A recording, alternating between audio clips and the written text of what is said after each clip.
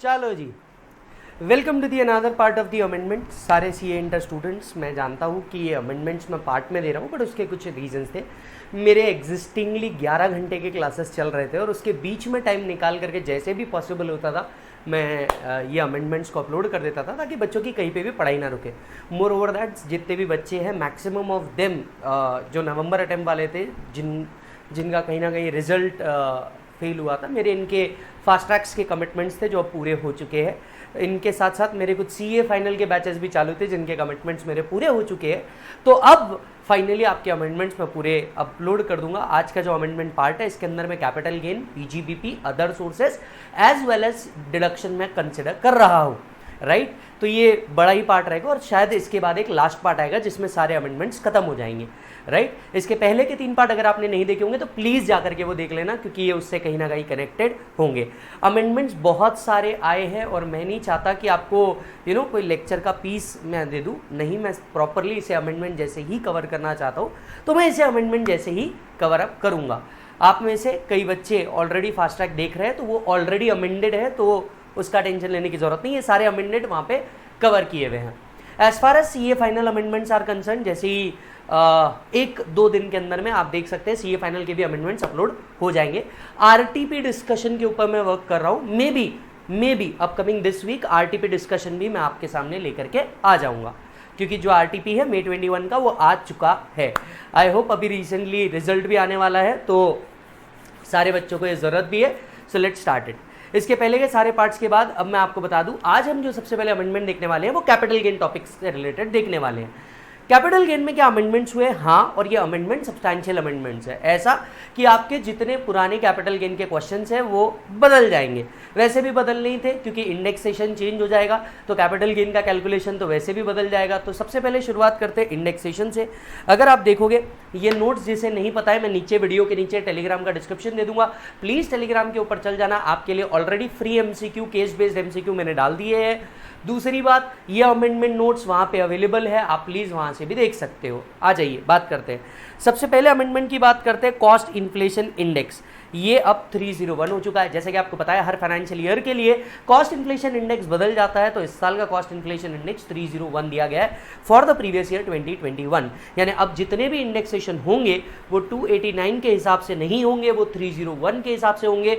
ये सबसे पहला चेंज आया है और इसीलिए जो बच्चे हैं जिन्होंने नवंबर दिया हुआ है, प्लीज आप पुराने क्वेश्चन रेफर मत करना, क्योंकि वो कैपिटल गेन एस्पेक्ट में तो वो कोई काम के नहीं रहेंगे, राइट। जहां पे भी इंडेक्सेशन आने वाला है, इंडेक्सेशन बदल चुका है and the new index cost is 301। Done sir. चलिए, दूसरा अमेंडमेंट और सबसे बड़ा अमेंडमेंट आया है 50C, जो बड़ा इंपॉर्टेंट है। 50C पहले याद करा देता हूँ, उससे पहले कुछ और चीज़ें याद करा देता हूँ, क्योंकि आपको मेरा मंत्र पता है, पढ़ो तो हद कर दो वरना प्रोग्राम रद्द कर दो। इसी के तहत कैपिटल गेन कंप्यूटेशन 2 ही ऐसे हेड है जहाँ पे फॉर्मेट है, या तो कैपिटल गेन या तो हाउस प्रॉपर्टी। अब कैपिटल गेन के अंदर में हम लोगों ने क्या देखा था मालिक? फॉर्मेट क्या है? पहला फुल वैल्यू ऑफ कंसिडरेशन, फिर आता है expenses on transfer, net consideration, cost या index cost of acquisition, cost या index cost of improvement, long term या short term capital gain arise हो जाता है। जब हम बात करते हैं फुल वैल्यू ऑफ कंसिडरेशन निकालने की, तो 3 अलग अलग सेक्शन इसके बाद डील करते हैं। एक 48, दूसरा 50C which is there for only land, building और बोथ, और तीसरा 50C है। अब हम जो अमेंडमेंट की बात कर रहे हैं वो बात कर रहे हैं 50C। आपको पता होगा या आपने मेरे साथ लेक्चर पढ़े होंगे तो आपको पता है 3 सेक्शन बिल्कुल कनेक्टेड होते हैं। एक होता है 50C, अगर आपने कैपिटल एसेट को इन्वेस्टमेंट बोल्ड करके होल्ड किया है, बराबर है। 43CA, अगर आपने कैपिटल एसेट्स को क्या बोल के होल्ड किया है? स्टॉक इन ट्रेड बोल करके होल्ड किया है। और 56 to 10, अगर कोई कैपिटल एसेट आपको गिफ्ट, विल या इनहेरिटेंस के अंदर में मिलता है, तो फिर ऐसे कैपिटल एसेट्स का डीलिंग 56 to 10 कहता है। जब भी किसी एक सेक्शन में अमेंडमेंट आता है, ये हिस्ट्री रही है, ये तीनों सेक्शन बदलते हैं और इस बार भी ऐसा ही हुआ। फाइनेंस एक्ट 20 ने एक सेक्शन में अमेंडमेंट किया, जिसके कारण ये 2 सेक्शन में भी आपको अमेंडमेंट दिखेगा। तो यहाँ के अमेंडमेंट के कारण आपको income from other sources as well as PGBP में भी अमेंडमेंट दिखने वाला है, राइट। अमेंडमेंट को जरा समझते हैं क्या हुआ और फिर आपको समझ में आएगा ये क्या है। पूरी डीप डाउन हिस्ट्री के अंदर मैं जाऊंगा, जरा ध्यान से सुनना, राइट। अब हिस्ट्री क्या थी? सबसे पहले अगर लैंड 50C की अगर हम बात करें तो हम लैंड, बिल्डिंग और बोथ की बात कर रहे हैं। जहां पे एसएससी ने लैंड, बिल्डिंग या बोथ बेचा है, इस पे कैपिटल गेन अराइज होता है। अगर मैं लॉन्ग बैक हिस्ट्री की बात करूं, लिखना कुछ नहीं है, तो लॉन्ग बैक हिस्ट्री ऐसी थी, if stamp duty value exceed consideration, stamp duty value is equal to full value of consideration for the purpose of section 50C। मतलब अगर स्टैम्प ड्यूटी वैल्यू लेट से 55 लाख रुपीज होती और कंसिडरेशन 50 लाख रुपीज होता, तो capital gain purpose के लिए हम लोग 55 लाख को फुल वैल्यू ऑफ कंसिडरेशन मानते थे। समय बदला, वक्त बदला और यहां पे चेंज आया। अब उन्होंने कहा if stamp duty value exceed 105% of consideration, then stamp duty value is equal to full value of consideration. अब ऐसा क्यों किया गया था, इसके पीछे एक लॉजिक था। लोग कहते थे ये स्टैम्प ड्यूटी कंसिडरेशन से ऊपर है, इसका ये रीजन नहीं है कि हमें टैक्स चोरी करनी है। कई बार लोग क्या करते थे, कंसिडरेशन कम रखते थे अपना स्टैम्प ड्यूटी बचाने के लिए, लेकिन कई लोग जेन्युइन भी थे, वो सरकार को जाके बोलते थे अरे भैया हमारा टैक्स चोरी का ऑब्जेक्टिव थोड़ी ना है, आप ऐसा ही क्यों सोचते हो कि हम टैक्स चोर हैं, हमारी शक्ल देखी आपने, टैक्स चोर दिखते हैं हम आपको? नहीं ना, जरूरी थोड़ी ना कंसिडरेशन स्टैम्प ड्यूटी से कम है उसका रीजन टैक्स चोरी हो, कई रीजन हो सकते हैं। डिपार्टमेंट कहता था अच्छा कई रीजन है, जरा एक हाथ तो मुझे समझा दो ऐसा क्या बड़ा रीजन हो गया है। एसएससी कहता था सर देखो, सबसे पहले तो वास्तु, क्या आपको पता है साउथ साइड की जो प्रॉपर्टी होती है, साउथ डायरेक्शन की जो प्रॉपर्टी होती है, ये जनरली कम वैल्यू में बिकती है, आपको ये पता है। मान लीजिए अगर प्रॉपर्टी के बीच में पिलर है तो बिल्डर इसे सस्ते में निकाल सकता है। मान लीजिए वो प्रॉपर्टी का, अब जैसे कोई 20 स्टोरेड बिल्डिंग बन रही है और बिल्डिंग के पीछे बिल्कुल झोपड़पट्टी है, तो पहले 2 फ्लोर जो रहेंगे उनका आउटर तो झोपड़पट्टी दिखेगा, तो ऐसे केस में कई बार वो रेडी नहीं होते, जल्दी बिकते नहीं है, तो बिल्डर इन्हें सस्ते में निकालता है। अब यहां पे स्टैम्प ड्यूटी से कम में भी कई बार बेचना पड़ता है, वो सोचता है कि भैया मैं अपर साइड में प्रॉफिट कमा लूंगा, इसको बेच करके अपना स्टॉक नील कर दो। अब बताइए यहां पे जो कंसिडरेशन कम लिया है, इसका लॉजिक सिर्फ टैक्स चोरी था? नहीं ना सर, सरकार को ये बात समझ आई थी, इसलिए उन्होंने बोला था कि ठीक है हम 5% कंसिडर करते हैं। हम क्या करते हैं, 5% कंसिडर करते हैं। अगर कंसिडरेशन के 5% के ऊपर अगर स्टैम्प ड्यूटी जा रहा होगा तो हम आपको क्या करेंगे, स्टैम्प ड्यूटी लेंगे, नहीं तो कंसिडरेशन को ही फुल वैल्यू ऑफ कंसिडरेशन मान लिया जाएगा। मतलब कुछ एग्जाम्पल ऐसे हुआ, मान लो कंसिडरेशन है 50 लाख, स्टैम्प ड्यूटी वैल्यू है 51 लाख। अब जरा सोच के देखिए, कंसिडरेशन पकड़िए और कंसिडरेशन के साथ कैलकुलेशन करिए।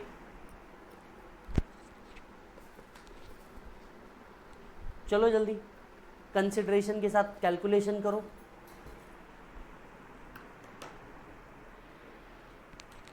बराबर।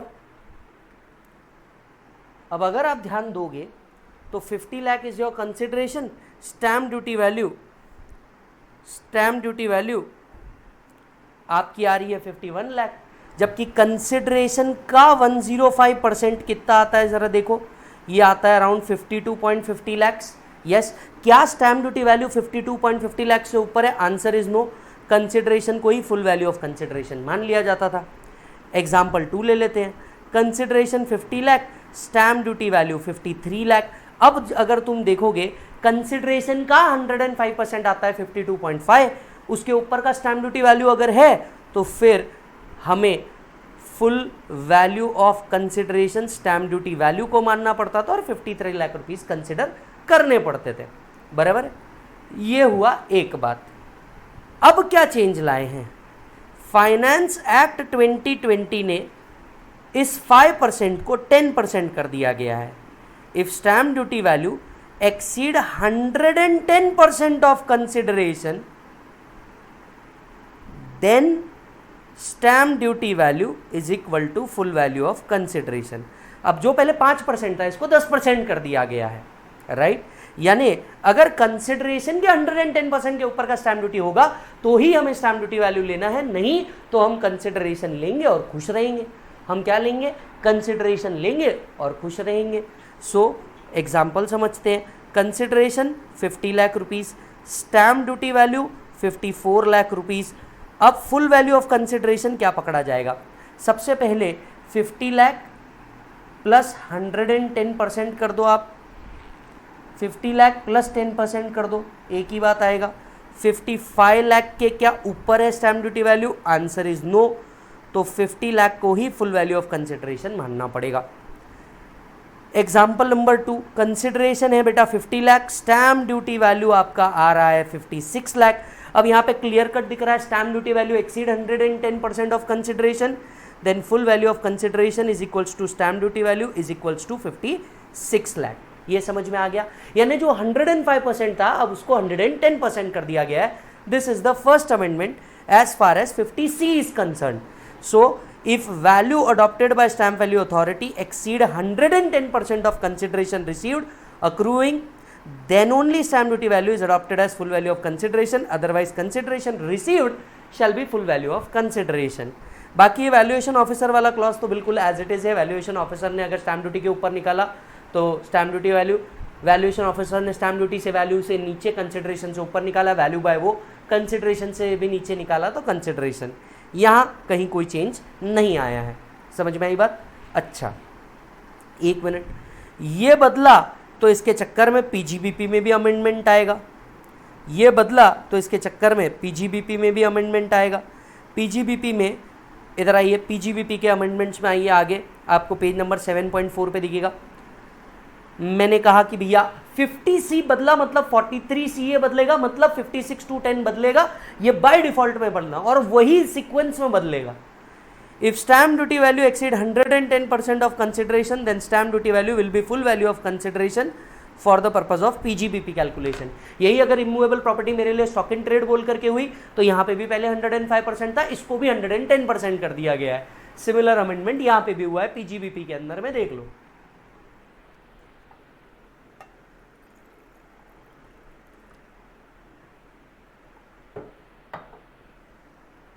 डन मालिक? अच्छा, अब वापस से चलता हूं मैं कैपिटल गेन के ऊपर। इधर आओ, ध्यान से सुनना। सपोज ये है सेलर, देखो कैपिटल गेन और IFOS को मिक्स कर रहा हूं, जरा ध्यान से सुनना। ये है सेलर, ये है बायर, ठीक है।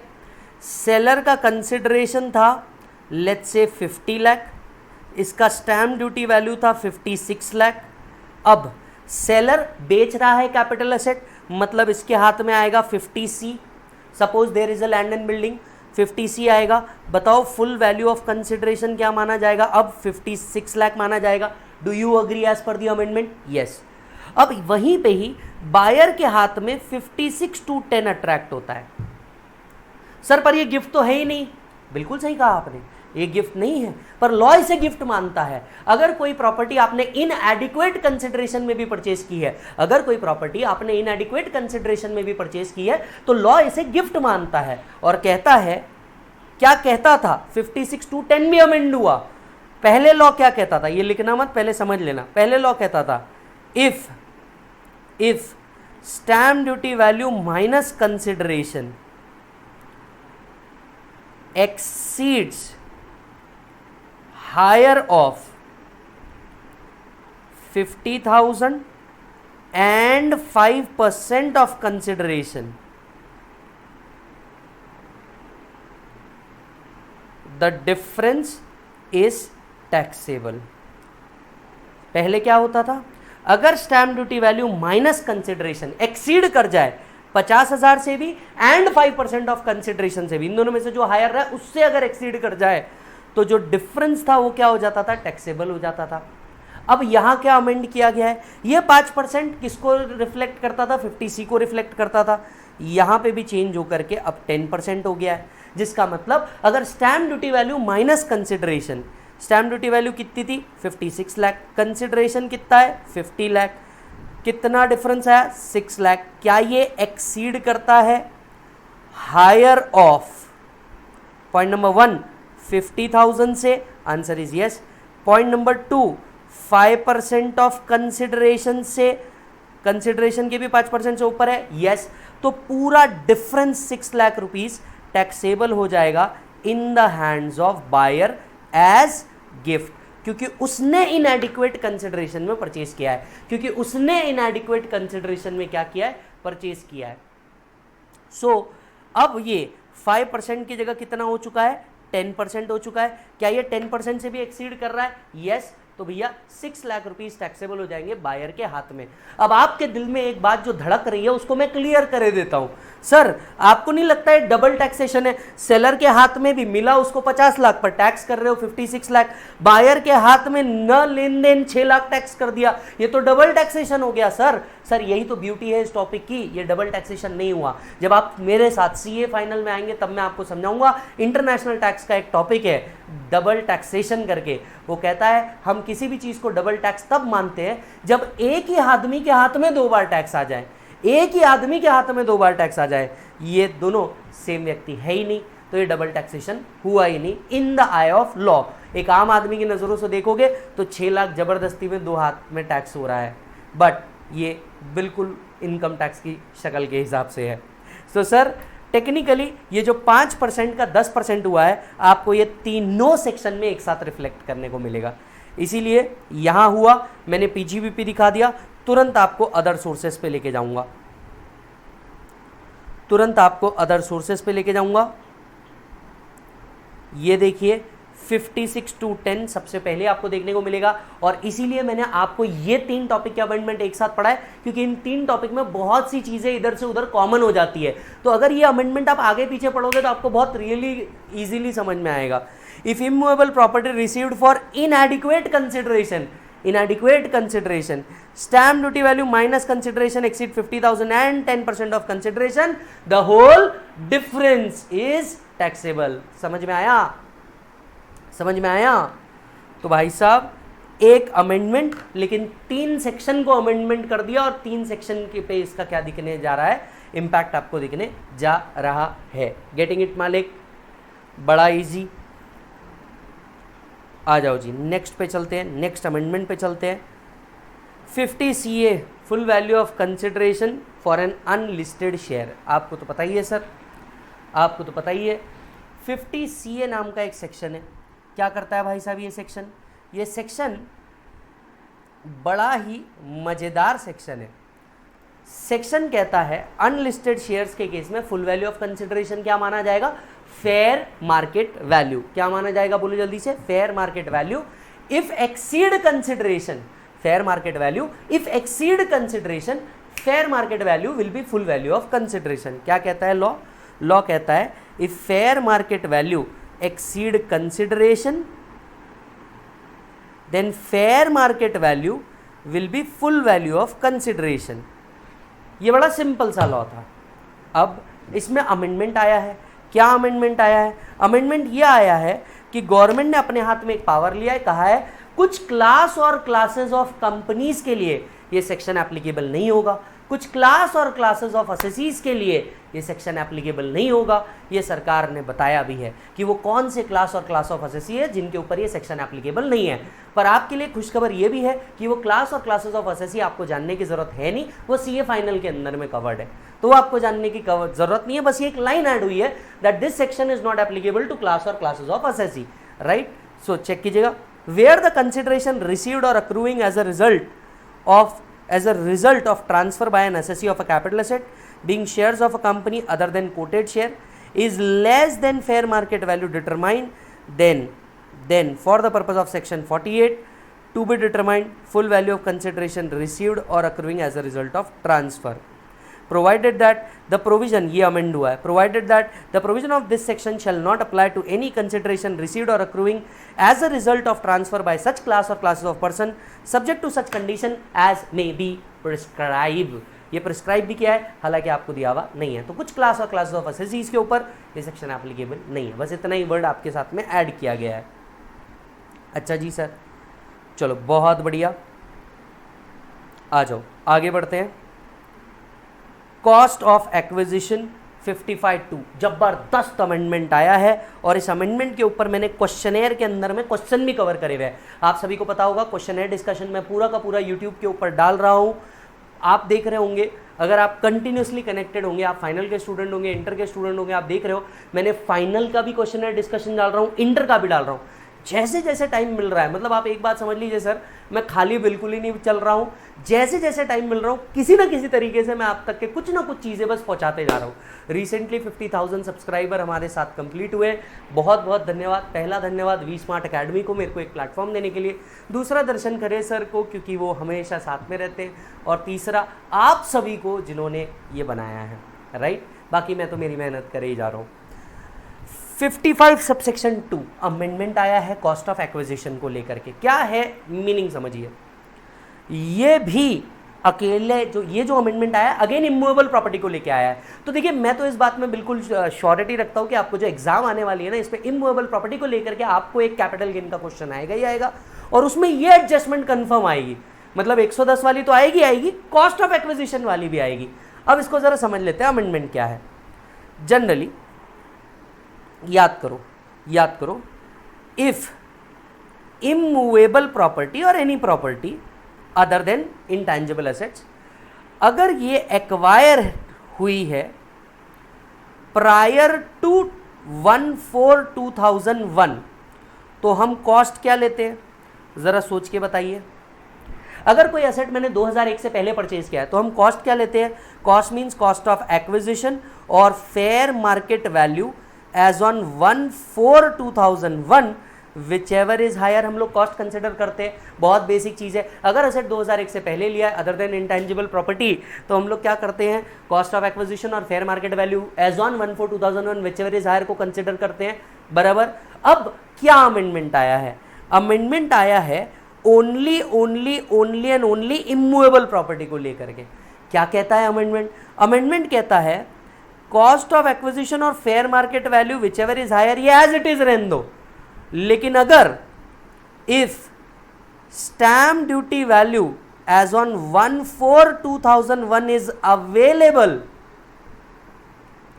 Then fair market value can not exceed stamp duty value. ये एक लाइन ऐड कर दी गई है।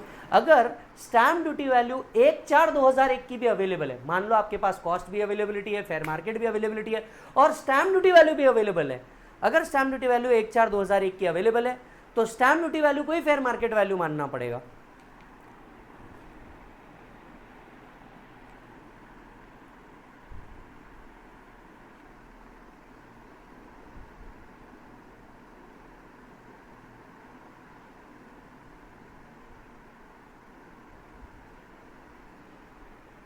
देन बेटा चलिए इसे कुछ अलग तरीके से समझने की कोशिश करते हैं।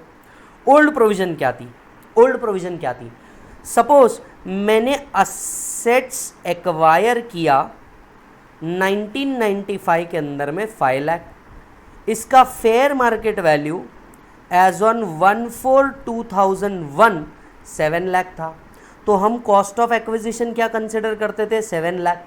ये तो हुई कल की बातें, छोड़ो कल की बातें, कल की बात पुरानी। अब न्यू प्रोविजन क्या कहता है, मान लो यहाँ पे स्टैम्प ड्यूटी वैल्यू 1/4/2001 का होता भी था अगर 6 लाख, तो हम इसको देखते ही नहीं थे क्योंकि लॉ ही बड़ा क्लियर था, हमें दो ही चीज़ों को कंपेयर करना था, या तो कॉस्ट या तो fair market value. Stamp duty value की तो कहीं इज्जत ही नहीं थी when it comes to cost of acquisition. Cost, हम फुल वैल्यू ऑफ कंसिडरेशन की बात नहीं कर रहे, अब हम कॉस्ट की बात कर रहे हैं।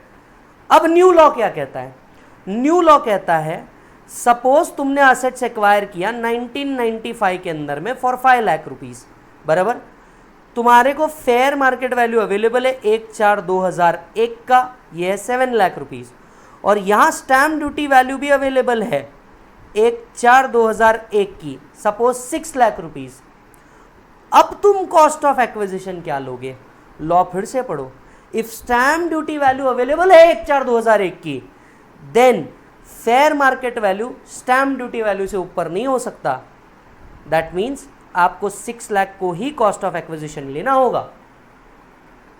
स्टैम्प ड्यूटी वैल्यू अगर अवेलेबल है, फेयर मार्केट वैल्यू इससे ऊपर भी है, तो तुम्हें क्या कंसिडर करना होगा, 6 लाख को ही कंसिडर करना होगा एज कॉस्ट। तो चलो और डीप में जाते हैं, एक एक चीज को अंडरस्टैंड करते हैं। Situation one where stamp duty value is not given.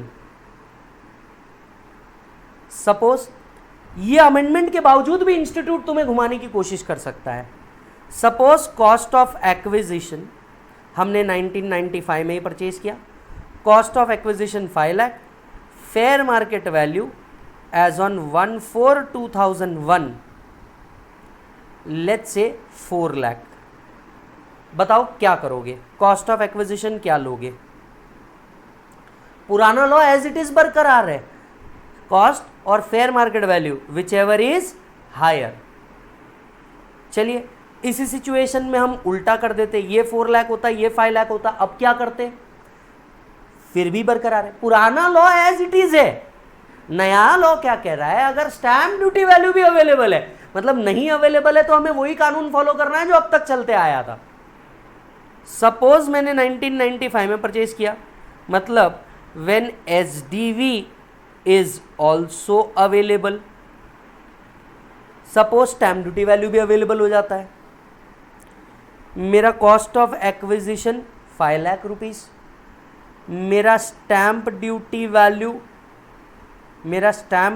Value 6 lakh rupees, मेरा fair market value as on 1/4/2001 7 lakh rupees. अब बोलो कॉस्ट क्या लेंगे हम लोग? अगर stamp duty value as on 1/4/2001 available है तो हमें देखना पड़ेगा that fair market value should not exceed the stamp duty value. अब इसको ऐसा समझो, cost of acquisition 5 lakh rupees, fair market value 7 lakh rupees, stamp duty value 9 lakh rupees, rest everything remain same. अब बोलो क्या होगा? अब अगर तुम इस सिचुएशन में देखो, स्टैम्प ड्यूटी वैल्यू अवेलेबल है नो डाउट, पर stamp duty value already fair market value से ऊपर है। हमें लॉ क्या कह रहा है? If stamp duty value is available, fair market value can not exceed stamp duty value. Here fair market value is already lower than stamp duty value. तो ऐसे केसेस के अंदर में कॉस्ट ऑफ एक्विजिशन क्या पकड़ा जाएगा मालिक? ऐसे केसेस में कॉस्ट ऑफ एक्विजिशन 7 लाख को ही पकड़ा जाएगा। अब हमें स्टैम्प ड्यूटी वैल्यू की तरफ दिमाग लगाने की जरूरत ही नहीं है।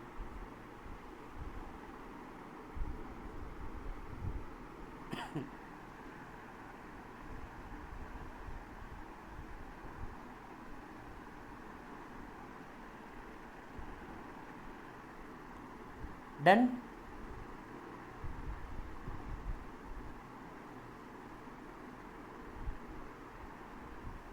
चलो जी आगे बढ़ते हैं। अब सर एक और चीज कर लेते हैं, एक और क्वेश्चन जो कईयों बच्चों के मन में आएगा। Suppose cost of acquisition is 9 lakh, fair market value is 8 lakh, stamp duty value is 10 lakh. अब बताओ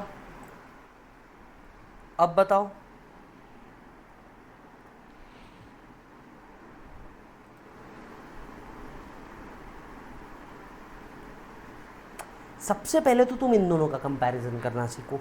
fair market value, stamp duty value अगर ऑलरेडी फेयर मार्केट वैल्यू के नीचे है तो ये नए अमेंडमेंट पे हमें दिमाग ही नहीं लगाना है, ठीक है।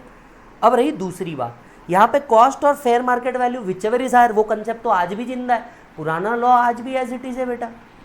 यस, कुछ नालायक मेरे से ये सवाल जरूर पूछेंगे तो मैं पहले क्लियर कर दूँ।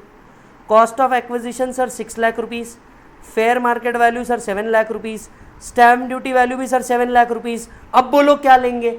जो भी ऐसा सवाल पूछता है ना बेटा, माता रानी माफ़ नहीं करेगी तुम्हें, right. Cost of acquisition 7 lakh rupees. जब फेयर मार्केट वैल्यू और स्टैम्प ड्यूटी वैल्यू दोनों सेम है तो फिर झगड़ा किस बात का है? भाई ले लो कुछ भी, क्या फर्क पड़ता है, झगड़ा ही किस बात का है फिर तो।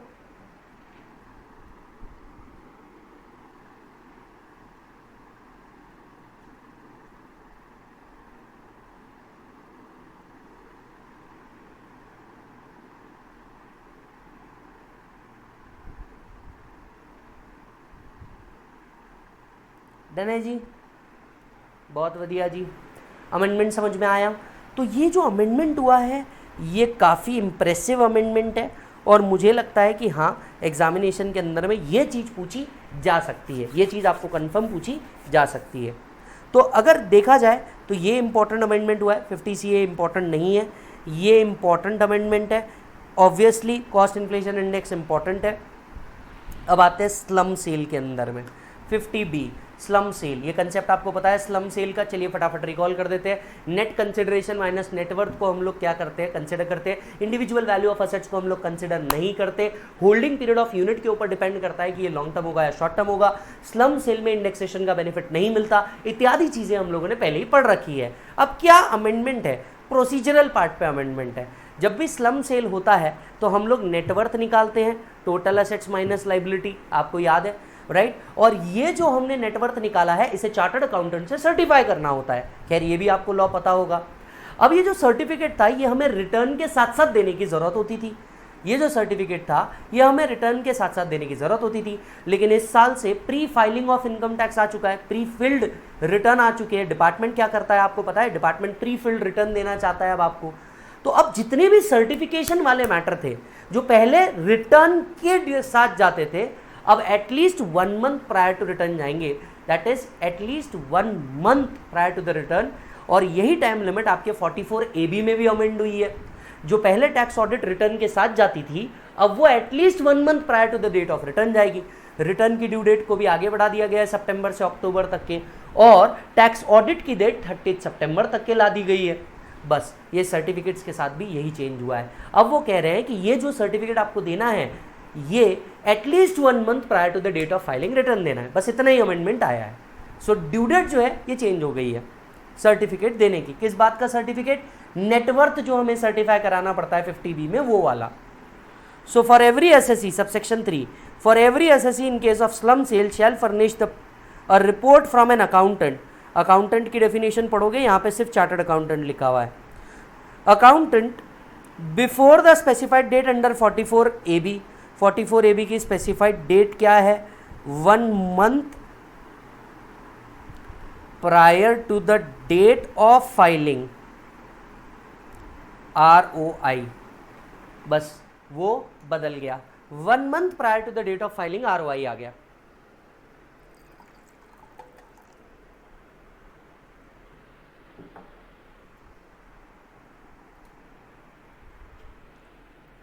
डन है सर, बहुत बढ़िया। Indicating the computation of net worth certificate में क्या होता है, नेटवर्थ कंप्यूटेड होता है, division of assets and other certification की बातें होती है। बस खत्म हो गया काम, बस खत्म हो गया काम। यहीं पे आपको मेजर अमेंडमेंट देखने को मिलते हैं इंटर लेवल पे। हालांकि आप देखोगे तो कैपिटल गेन में बहुत सारे अमेंडमेंट है, इंटर लेवल पे आपको इतने ही कवर है। 115 BAC का इम्पैक्ट, जैसा कि आपने देखा होगा मेरे अमेंडमेंट नोट में, इनफैक्ट फास्ट ट्रैक नोट में, इनफैक्ट रेगुलर नोट्स के अंदर में भी मैंने हर चैप्टर में जहाँ जहाँ 115 BAC का इम्पैक्ट पड़ सकता है उसे वहाँ वहाँ पढ़ाया है जानबूझ करके। कैपिटल गेन के एस्पेक्ट में देखा जाए तो कोई अमेंडमेंट नहीं है 115 BAC से, बस तो यहीं पे वो बताया हुआ है। अदरवाइज कैपिटल गेन के अंदर में कुछ नहीं है। Many deductions and exemptions are not allowed, but under the head of capital gain, all exemptions and deductions are allowed, even under the new tax system. Capital gain में 115 BAC से कोई change नहीं है, so computation of capital gain will not be affected under the new tax regime. और इसी के साथ capital gain के आपके सारे amendments खत्म होते।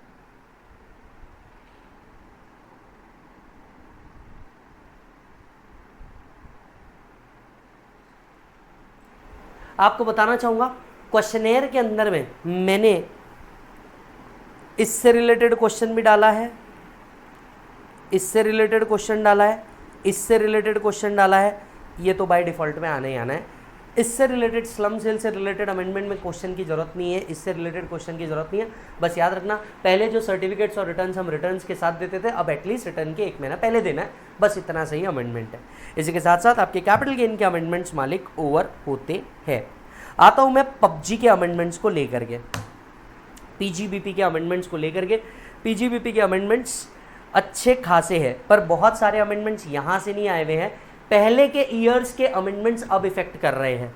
कुछ 2017 में अमेंडमेंट लाए गए थे जिसका इम्पैक्ट इस साल से चालू हो रहा है, कुछ इस साल से ही है, and so on and so fourth. सबसे पहले पे आता हूँ मैं, ये बड़ी चीज़ है जो आपको ध्यान में रखनी है। एडिशनल डेप्रिसिएशन को लेकर के बड़ा अमेंडमेंट हुआ है।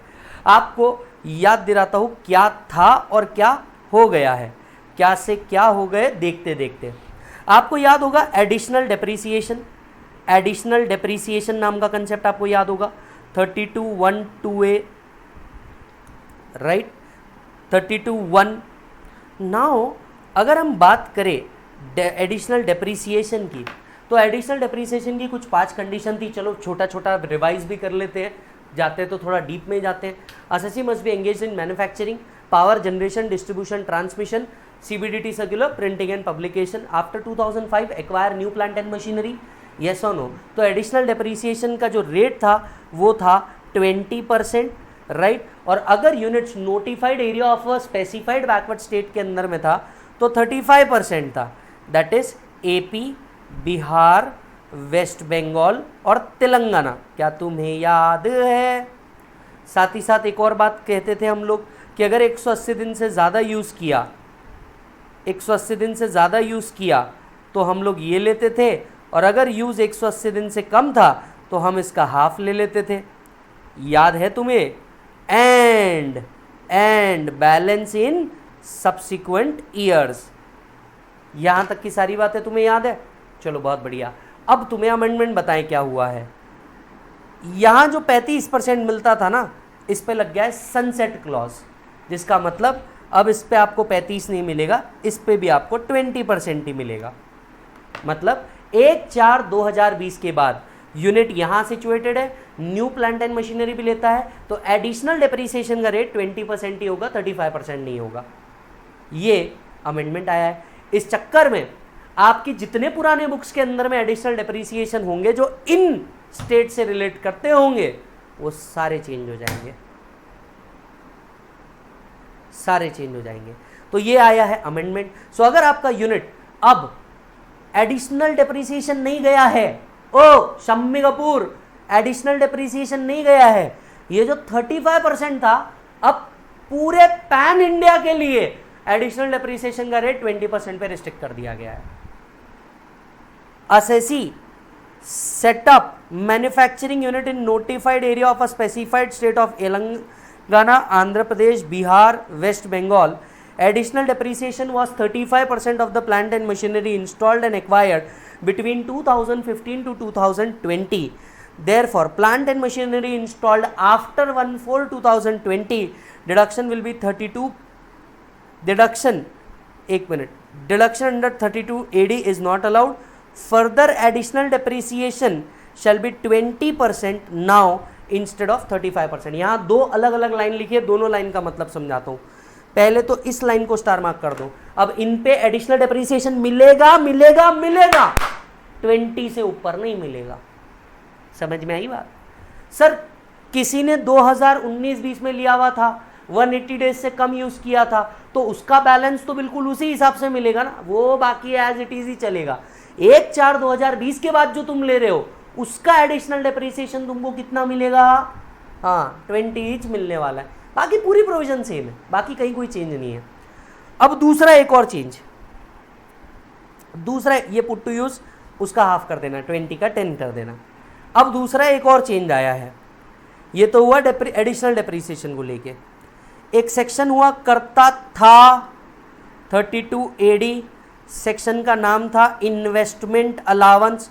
इसीलिए कई बच्चों ने जो मैंने पुराना फास्ट ट्रैक लिया होगा, पुराना रेगुलर लिया होगा, राइट, जो 2021 को बिलोंग नहीं करता, उनमें रेगुलर बुक में भी हमने ये सेक्शन पढ़ा था, फास्ट ट्रैक में भी पढ़ा था। सेक्शन रिकॉल कर देता हूँ, जानता हूँ आप लोगों को तो याद है, मेरे को याद नहीं है, मैं मेरा आम आदमी हूँ, मैं भूल जाता हूँ। सेक्शन कहता था अगर हमने यूनिट सेटअप किया है कहाँ, notified backward area of AP, Bihar, West Bengal, Telangana, तो हमें 15% of the value of new plant and machinery investment allowance मिलता था। Apart from depreciation, additional depreciation, 15% of the allowance मिला करता था। 1/4/2020 के बाद, आपका तो प्रीवियस ईयर ही 2021 है, 1/4/2020 के बाद 32AD नाम का सेक्शन बचा ही नहीं। इसीलिए आप देखेंगे ना हमारे न्यू रेगुलर बुक के अंदर में हम इसे पढ़ाते हैं, फास्ट ट्रैक बुक में तो मैंने डाला ही नहीं है। अब समझ में आया? कई बच्चों ने मेरे से क्वेश्चन भी रेस किया था जिनने फास्ट ट्रैक लिया, सब पुरानी बुक में तो 32AD दिख रहा है, नए बुक में क्यों नहीं दिख रहा? कहाँ से दिखेगा भाई, सेक्शन ही चला गया है। समझ में आई बात? कई बच्चे ऐसे हैं क्योंकि उन्होंने सिर्फ नोट्स लिए हैं, क्लासेस नहीं लिए हैं, उनको ये क्लैरिफिकेशन था, देख लेना बेटा। अब ये लाइन पढ़ो, deduction under 32AD is further not allowed. एक ही में दो अमेंडमेंट पार्ट समझना। तो अब 32AD भी चला गया, एडिशनल डेप्रीसिएशन भी चला गया। अब तीसरी बात कर रहा हूं जो 115 BAC से आई है। देखो साहब कितनी मेहनत करनी पड़ती है, मैं ही नहीं किसी भी टैक्स टीचर को करनी पड़ेगी। ये हमारे साथ 3 साल से चल रहा है, not just me, not just us, हमारे साथ साथ बच्चे को भी इतनी मेहनत करनी है, नॉट जस्ट वी, हमारे साथ इंस्टीट्यूट को भी इतनी मेहनत करनी पड़ रही है, क्योंकि पूरी बुक अमेंड हो रही है। आप अपने मॉड्यूल निकाल करके देख लो, नवंबर 20 वाला, मई 21 वाला, जबरदस्त चेंज है। आओ तीसरी चीज बताता हूं, अगर कोई एसएससी ने 115 BAC लिया है, अगर कोई एसएससी 115 BAC ऑप्ट कर रहा है, इसको डेप्रीसिएशन तो मिलता है, इसको एडिशनल डेप्रीसिएशन अलाउड नहीं है। ये बात याद रखिएगा। इतना सा चार्ट वैसे मैंने नीचे लिखा हुआ है, आपके मेमोरी के लिए आप यहां पे लिख सकते हो, ध्यान से सुनना। डेप्रीसिएशन अलाउड है, अगर कोई एसएससी 115 BAC ऑप्ट करता है, डेप्रीसिएशन अलाउड है, एडिशनल डेप्रीसिएशन अलाउड नहीं। तुम्हारा यूनिट इधर हो या उधर हो, कोई लेन देन नहीं। सो यहां पे ये बना लीजिए,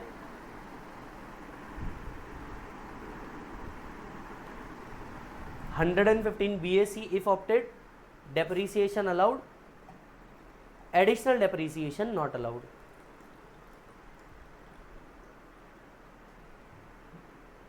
Done sir?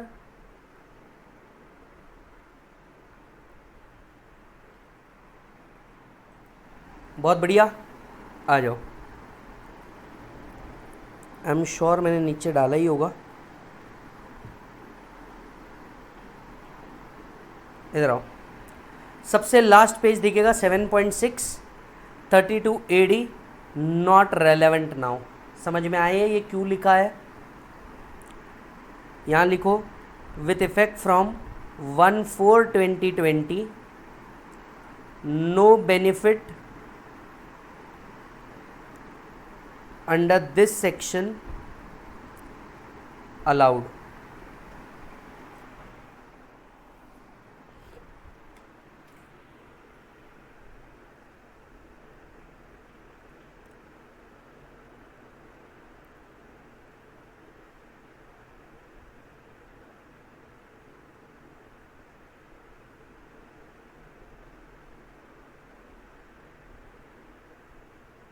Done bro?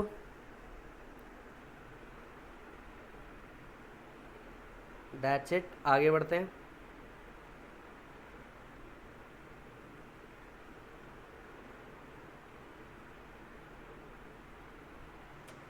चलो जी,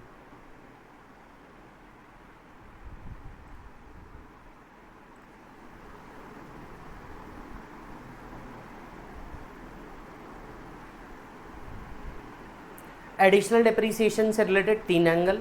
पहला, किसी ने 115 BAC ऑप्ट किया तो उसको एडिशनल नहीं मिलेगा, डेप्रीसिएशन मिलेगा।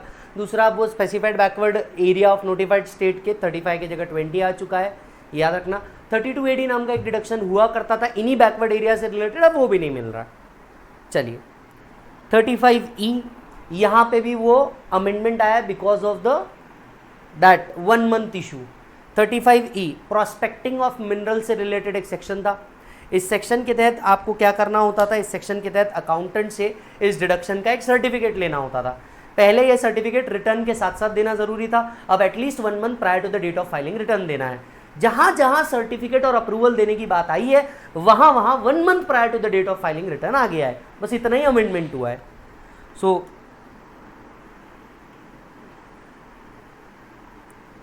1 month prior to the date of filing return of income, the report of such audit shall be in prescribed form, verified in such prescribed manner.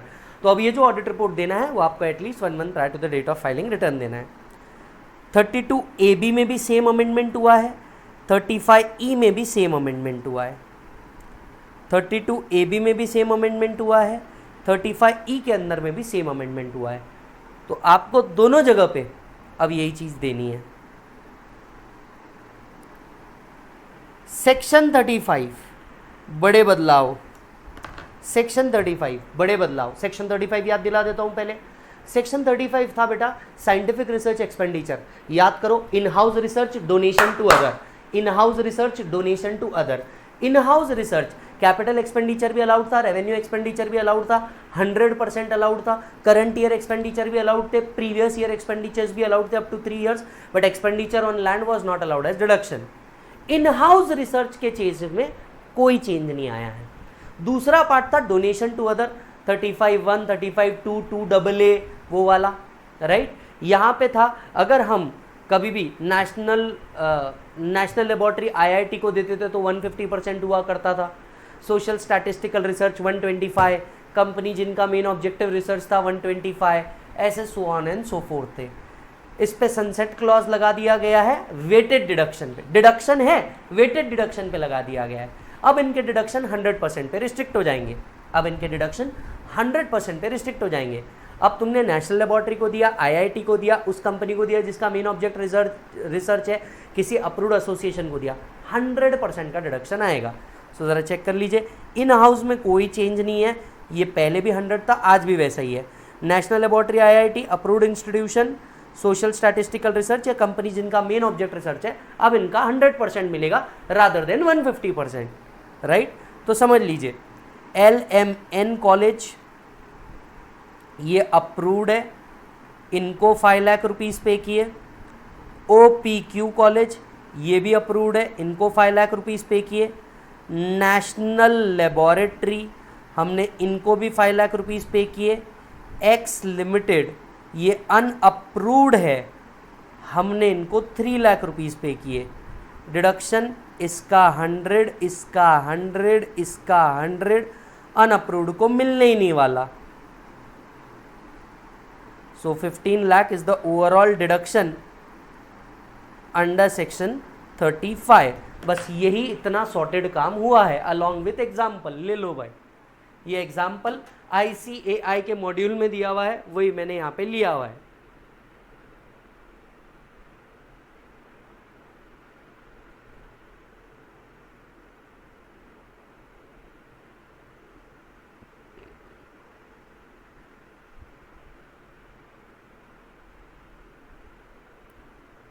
Done.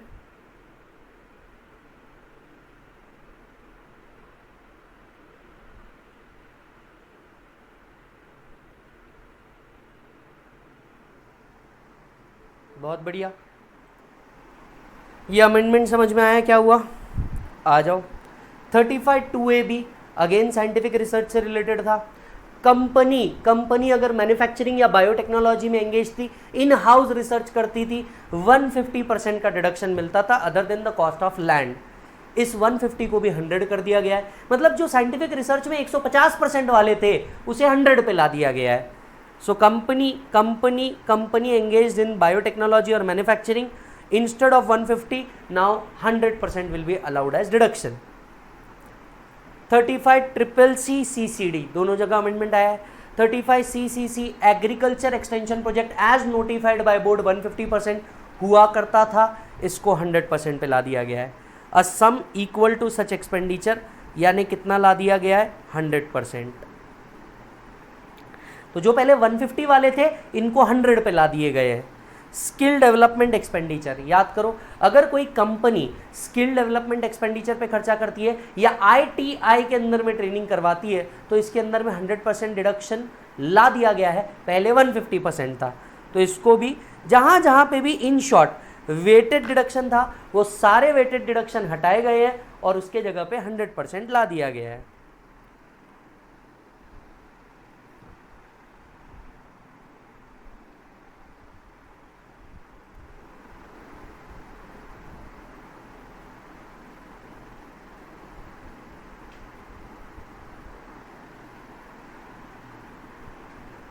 चलिए 35 एडी, 35 एडी एक confusion था। क्या confusion था 35 AD? 35 AD मतलब वही specified business वाले section, cold storage, hospital with 100 single beds, वो वाले, ठीक है। उनमें पहले ये असेसी अगर इन बिजनेस में था तो एक प्रैक्टिकल डिफिकल्टी आ रही थी हमारे लोगों को प्रैक्टिस में, जो सीएस प्रैक्टिस में इन्हें प्रैक्टिकल डिफिकल्टी थी। क्या ये सेक्शन मैंडेटरी है या हमें ऑप्ट करना है, इस बात पे क्लैरिटी नहीं थी। अब असेसी को अगर 35 एडी में आना ही नहीं होगा तो असेसी बोलता था जरूरी थोड़ी नहीं इस सेक्शन लेना, कहां लिखा है इस सेक्शन के अंदर के हम बिजनेस कर रहे हैं तो यही सेक्शन लेना जरूरी है, नहीं लेना भाई हमको। तो ये इफ ऑप्टेड वर्ड का बहुत बड़ा डिफरेंस था कि क्या ये ऑटोमेटिक आ जाएंगे या ऑप्ट करना पड़ेगा, इस बात को लेकर के इशू थे। इस इशू को क्लियर किया गया। अब अगर आप इस सेक्शन के बेटेक्स्ट को पढ़ोगे तो यहां पे ऐड कर दिया गया इफ ऑप्टेड, मतलब अब 35 एडी वाले बेनिफिट तभी मिलेंगे जब असेसी ने क्या किया है, ऑप्ट किया है। जब असेसी ने क्या किया है, ऑप्ट किया है, राइट। अच्छा जी, अब जैसे ही ऊपर वर्ड ऑप्टेड लिखा, सबसेक्शन 4 में अमेंडमेंट आ गया। कहा no deduction in respect of such expenditure shall be allowed to assessee under any other section or under any other previous year if deduction has been claimed or opted by the assessee and allowed to him। अगर इस section के अंदर में आपको deduction मिल गया opt करने के ऊपर, तो फिर इस चीज का डिडक्शन आप किसी और सेक्शन के अंदर में किसी और प्रीवियस ईयर के लिए क्लेम नहीं कर पाएंगे। इन शॉर्ट एक वर्ड ऐड हो चुका है, a word added is opted. मतलब अब अगर एसएससी को 35 एडी का बेनिफिट लेना होगा तो उसे इस सेक्शन को ऑप्ट करना होगा, डिपार्टमेंट को बताना होगा। जाहिर सी बात है इससे रिलेटेड आईटीआरस के अंदर में भी चेंज आएगा, ऑप्ट करने का ऑप्शन आएगा। 35D प्रिलिमिनरी एक्सपेंडिचर, अगर आप देखोगे एज सच पीजीपीपी के अंदर में अमेंडमेंट नहीं है, पर अलग अलग ईयर से जो अमेंडमेंट इफेक्ट आ रहे हैं। अब जैसे ये वेटेड डिडक्शन हटा दिया, ये 2017 में किए गए अरुण जेटली सर के हाथ के अमेंडमेंट्स थे, जिन्होंने बोला था कि 2020 से हम सबको 100% कर देंगे, सारे वेटेड डिडक्शन हटा देंगे। तो ये उन साल के अमेंडमेंट है जो अब आपको इफेक्ट में देखने को मिल रहे हैं। समझ में आ रही है बात, राइट। नहीं तो आप में से कई लोग निर्मला सीतारमण जी का बजट सुनोगे और बोलोगे कि सर ये तो था ही नहीं, निर्मला सीतारमण जी ने तो ये कहा ही नहीं। बिल्कुल बराबर है, ये उन्होंने कहा ही नहीं, अरुण जेटली सर बोल के गए थे 3 साल पहले। यस और नो। आइए 35D प्रिलिमिनरी एक्सपेंडिचर का डिडक्शन था। याद करो, अगर कोई भी एसएससी प्रिलिमिनरी एक्सपेंडिचर इनकर करता है 1/5 ऑफ लोअर ऑफ एक्चुअल और मैक्सिमम का डिडक्शन मिलता है, बराबर। यह deduction starting from the year of expenditure और आगे के 4 साल के अंदर में मिलता है। जब भी कोई प्रिलिमिनरी एक्सपेंडिचर करता है तो इस खर्चे को सर्टिफाई करवाना पड़ता है, अकाउंटेंट की रिपोर्ट देनी पड़ती है, सीए का रिपोर्ट देना पड़ता है। पहले ये रिपोर्ट रिटर्न भरने के साथ देना पड़ता था, अब at least 1 month prior to the date of filing return देना है। यही अमेंडमेंट है। So where the person other than the company or a cooperative, no deduction under this section shall be admissible unless the accounts of the assessee has been audited before the date under 44AB and assessee furnishes the first year in which deduction is claimed the report of the audit at least 1 month prior to the date of filing ROI। बस खत्म। तो जहाँ पे भी report देनी है, audit report देनी है, सर्टिफिकेट देना है, ये सब अब at least 1 month prior to the date of filing आ गया है। Site restoration fund 33 ABA same यहां पे भी रिपोर्ट देनी पड़ती थी। अब ये report, audit report from the accountant, आप at least 1 month prior to the date of filing return देंगे।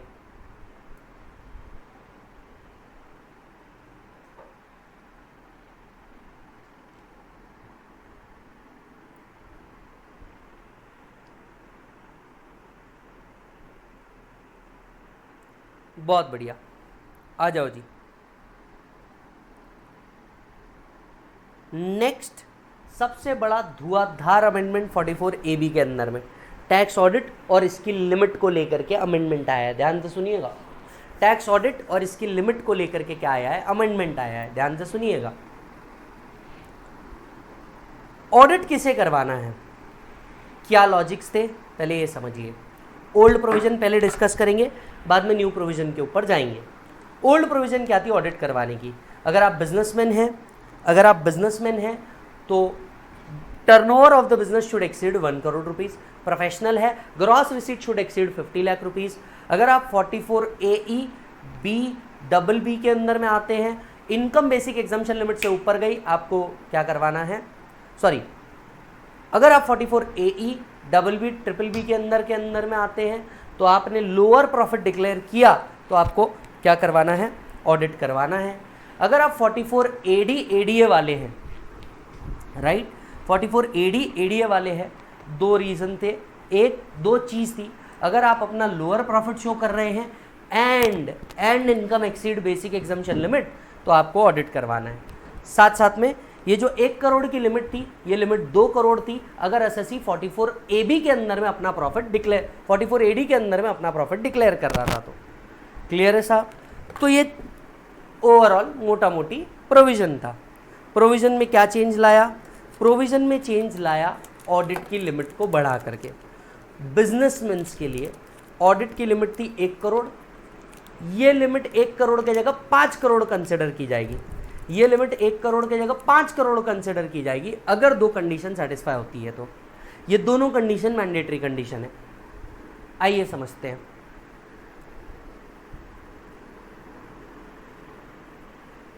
पेज नंबर 5 से चालू कीजिए। सबसे पहले प्रोफेशनल की बात कर लेते हैं। In general if gross receipt exceed 50 lakh तभी प्रोफेशन के केस में आपको टैक्स ऑडिट करवाना है। तो यहां तो कोई चेंज है ही नहीं, राइट।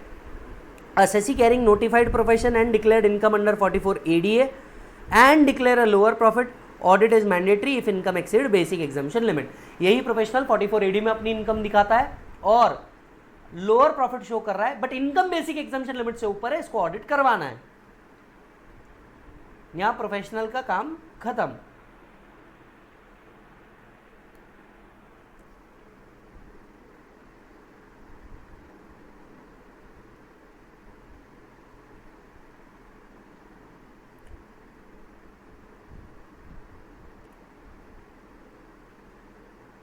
डन। चलो जी आगे बढ़ते हैं। आते हैं बिजनेस के ऊपर। Business, if total sales of gross receipt exceed 1 crore in the previous year, person declaring income under 44AD if does not exceed 2 crore he is not required to undergo the audit. The tax audit is not required till turnover exceed 5 crore if and लिखा है, दो no condition satisfy करनी पड़ेगी, दो no.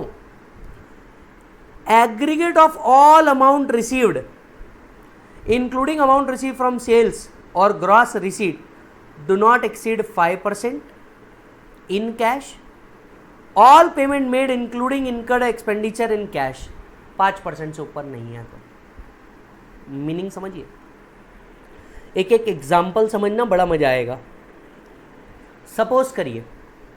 Suppose करिए आपका sales,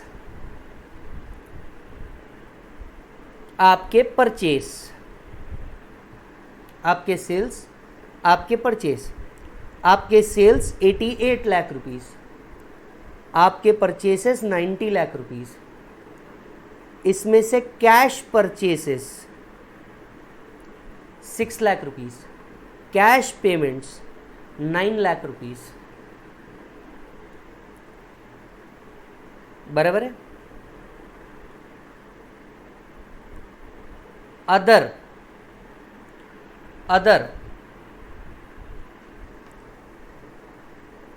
82 lakhs, या इसको ऐसा भी कर दो तो ज़्यादा बेटर है। Wait, other 82 lakhs,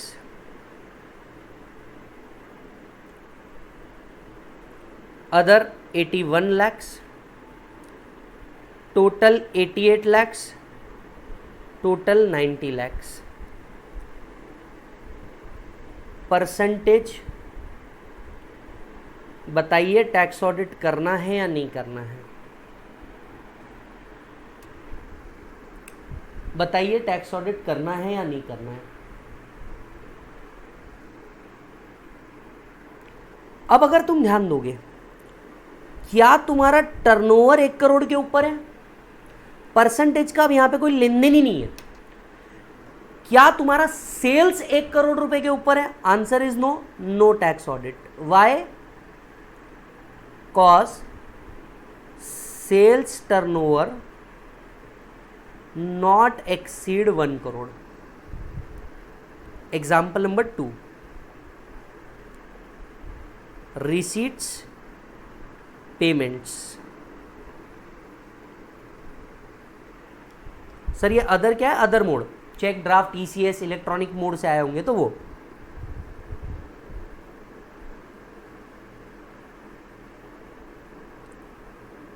$86 lakh, 19 lakh total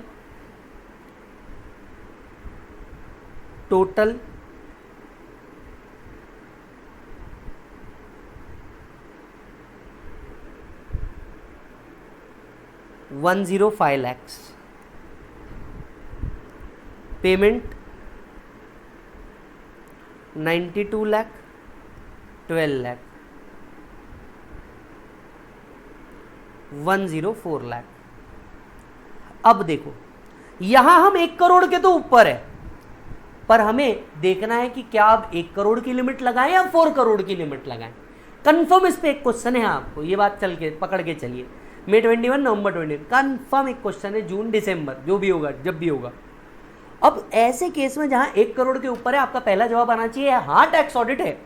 पर अब यहां पे परसेंटेज भी निकाले। What is the percentage? 18.09%। What is the percentage of cash in overall receipt? What is the percentage of cash in total? दोनों 5% के ऊपर नहीं चाहिए।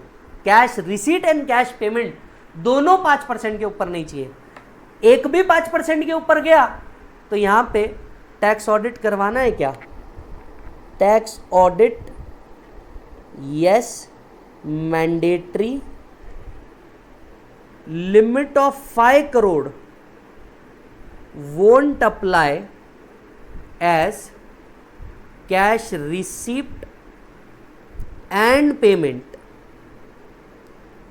Exceeds 5% of total. करते रहो बेटा, करते रहो, एग्जाम्पल लिखते रहो ताकि आपको बहुत मजा आ जाए।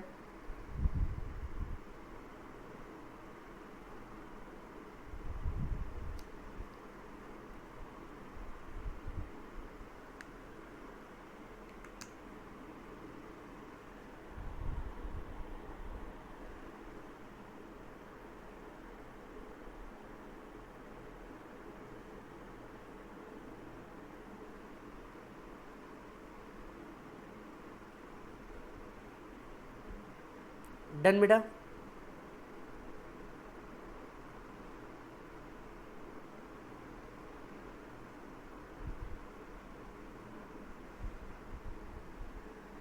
चलो जी,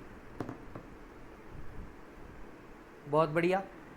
थर्ड पार्ट पे आते हैं। एग्जाम्पल नंबर 3 ले लेते हैं।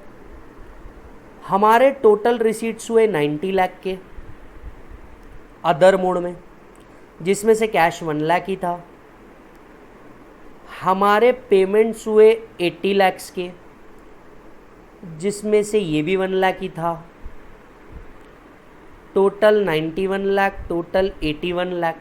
अब ज़रा ध्यान से सुनना, इसे थोड़ा सा मैं चेंज कर रहा हूँ, इसे थोड़ा सा चेंज कर रहा हूँ। ये 99 लाख्स कर रहा हूँ, ये 80 लाख्स रहने दो। इसमें से कैश पेमेंट 3 लाख रुपीस के, ये भी 3 लाख रुपीस के। चेंज करके देखो जरा।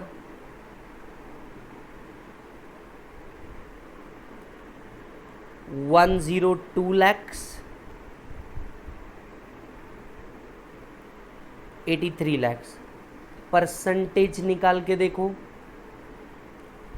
2.94%। 3 डिवाइडेड बाय 83% दैट इज 3.61%। अब सबसे ज़्यादा ध्यान से सुनना, क्या हमारा टोटल टर्नओवर 1 करोड़ रुपए के ऊपर है? Yes.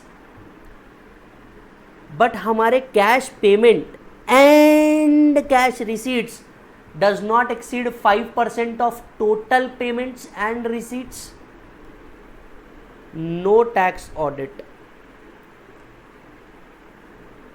limit of 5 crore will apply since cash payment and cash receipt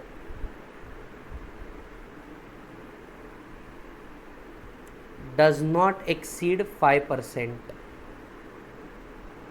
of total।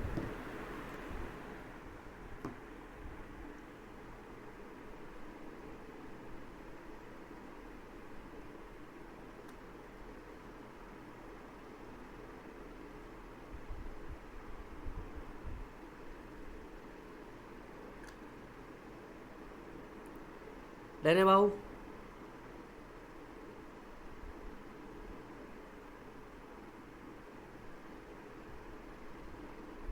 Dhanji Babu,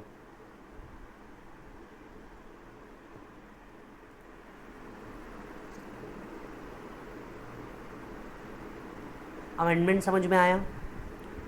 44A if assessee declare a lower profit. आपकी इनकम बेसिक एग्जाम्पशन लिमिट से ऊपर हो या ना हो, 44A वाला गुड ट्रांसपोर्ट एजेंसी वाले के केस में लेन देन नहीं है।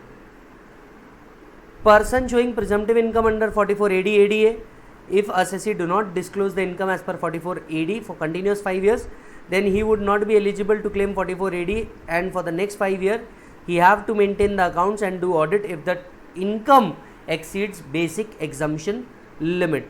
If assessee do not disclose as per 44AD, he would have to maintain the accounts and do audit if the income exceeds basic exemption limit. यहाँ पहले भी कोई चेंज नहीं था, आज भी कोई चेंज नहीं है।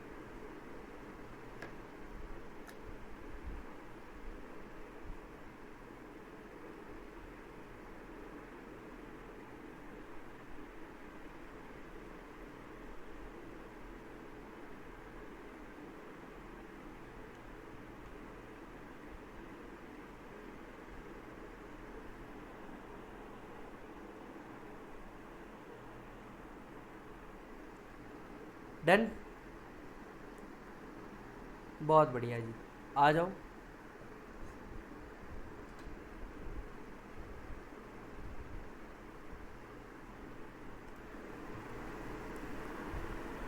टैक्स ऑडिट की डेट पहले सितंबर हुआ करती थी, अब ड्यू डेट, अच्छा सितंबर के साथ साथ वो सितंबर इसलिए भी हुआ करती थी क्योंकि वो रिटर्न के साथ जाती थी।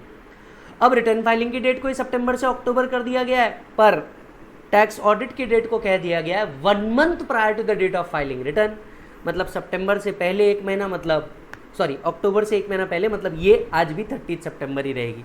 बस डेट क्या हो चुकी है, at least 1 month prior to the due date of filing return, that is 30 सितंबर नाउ। जो पहले भी 30 सितंबर थी, आज भी 30 सितंबर है, बस रिटर्न फाइलिंग की डेट को सितंबर से अक्टूबर कर दिया गया है, दैट्स इट।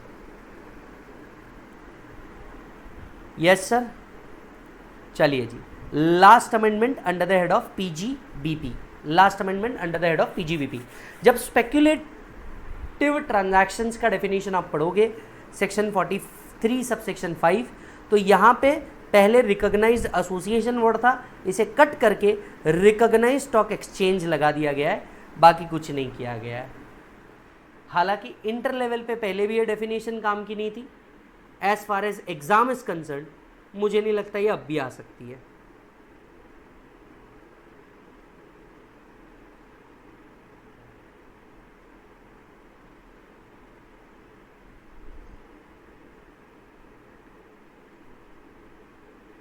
डन है जी, ओके।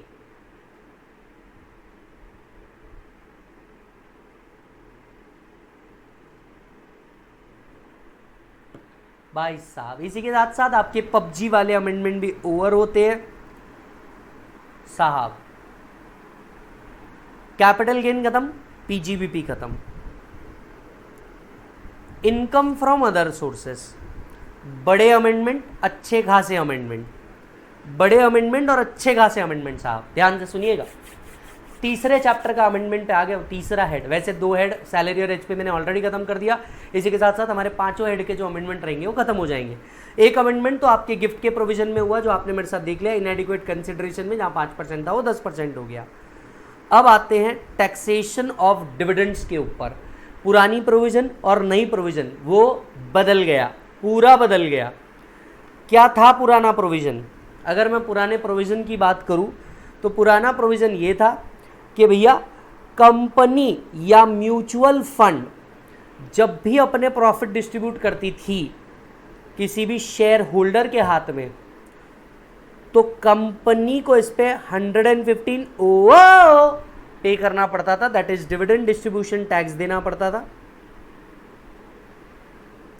शेयर होल्डर के हाथ में 1034 के अंदर में एग्जम्प्ट हुआ करता था, 1035 के अंदर में एग्जम्प्ट हुआ करता था, एंड बियॉन्ड 10 लाख रुपीज अगर होता तो 115 बीबीडीए के अंदर में टैक्स हुआ करता था। अब सरकार ने बोला भैया देखो ये स्कीम अब बदल दो, 2003 से पहले जो ओल्ड स्कीम थी हम उसे लेके आएंगे। अब भाई ये ओल्ड स्कीम क्या थी? कंपनी डीडीटी पे नहीं करेंगे, शेयर होल्डर को टैक्स पे करना पड़ेगा। मतलब अब कंपनी या म्यूचुअल फंड जब भी प्रॉफिट डिस्ट्रीब्यूट करेंगे ये शेयर होल्डर के हाथ में टैक्सेबल हो जाएगा, जिसका मतलब अब कंपनी या म्यूचुअल फंड को डीडीटी देना जरूरी नहीं रहा। फाइनेंस एक्ट 2020 से बड़े अमेंडमेंट, अब कंपनी या म्यूचुअल फंड डीडीटी नहीं देंगे, dividend distribution tax, corporate dividend tax नहीं देंगे।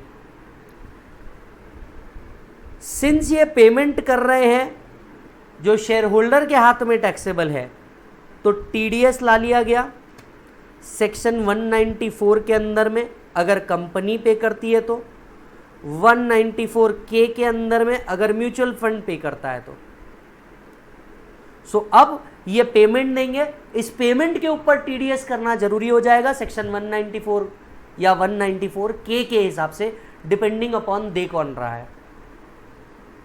तो टीडीएस में आपको 2 सेक्शन अमेंडेड दिखेंगे इस चक्कर में, 194 194 के। तीसरी चीज, कंपनी जो डिविडेंड रिसीव कर रही है एंड पे भी कर रही है, कंपनी के लिए एक सेक्शन ऐड हुआ है 80M, कंपनी को डिडक्शन मिलेगा डिविडेंड देने का। ध्यान से सुनिए, कंपनी को डिडक्शन मिलेगा। तो डिडक्शन चैप्टर में एक और अमेंडमेंट मिलेगा आपको 80M कि कंपनी ने अगर इंटर कॉर्पोरेट डिविडेंड दिए, जहां पे कंपनी को डिविडेंड मिला और कंपनी ने डिविडेंड डिस्ट्रीब्यूट भी किया, तो कंपनी को डिडक्शन मिलेगा। मैंने क्वेश्चनर में इसके ऊपर क्वेश्चन रखा है जिसमें सारी चीजें एक साथ कवर हो रही है, सारी चीजें एक साथ कवर हो रही है। यह अमेंडमेंट आ गया है। सो कंपनी के एंगल पे क्या बदला? कंपनी को अब डीडीटी नहीं देना, टीडीएस काटना जरूरी हो गया कंपनी को, और कंपनी के हाथ में एक डिडक्शन आ गया 80M। शेयर होल्डर के हाथ में क्या हो गया? डिविडेंड अब एक टैक्सेबल इनकम बन गई। कितने रुपए से?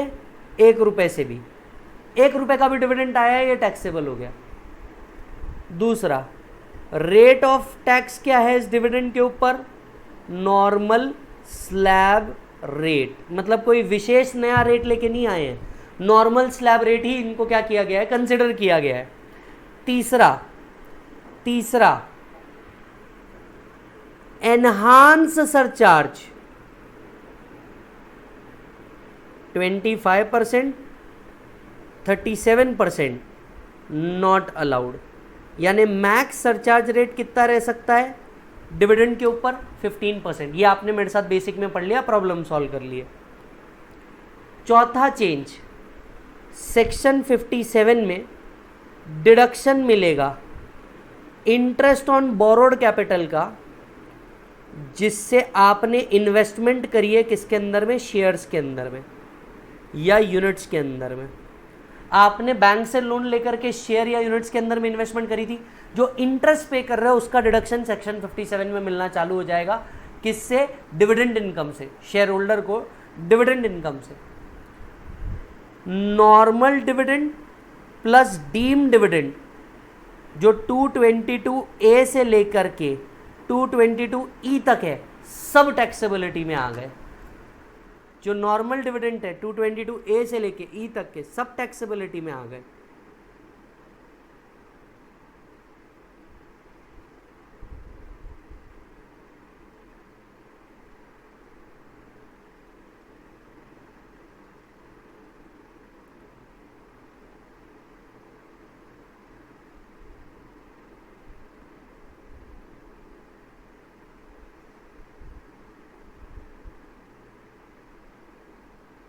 डन सर, बहुत बढ़िया।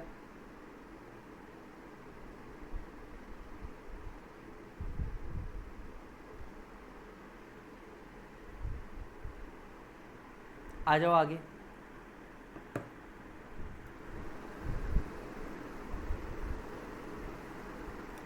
Finance act 2020 has abolish the DDT and has move to the traditional system जो 2003 से पहले का था।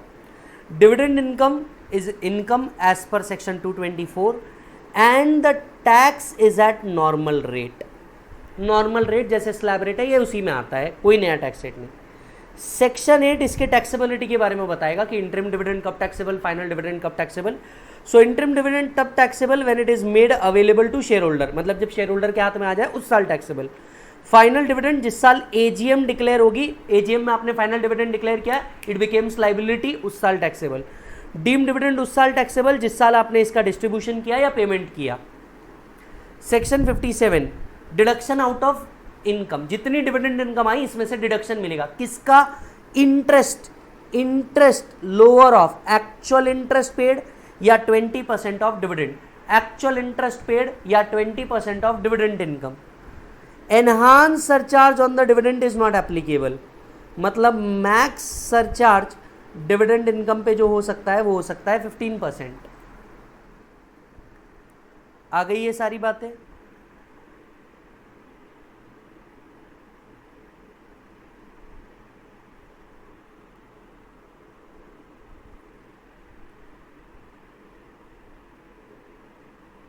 डन है सर।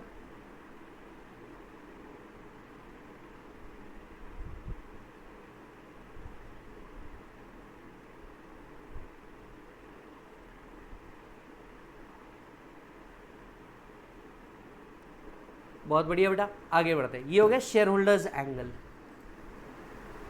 80M करके एक सेक्शन एडअप किया गया है, चेक करो किसको बेनिफिट देगा, डोमेस्टिक कंपनी को, जिसको डिविडेंड मिल भी रहा है, जो डिविडेंड दे भी रहा है, जिसको मिल भी रहा है, जो दे भी रहा है।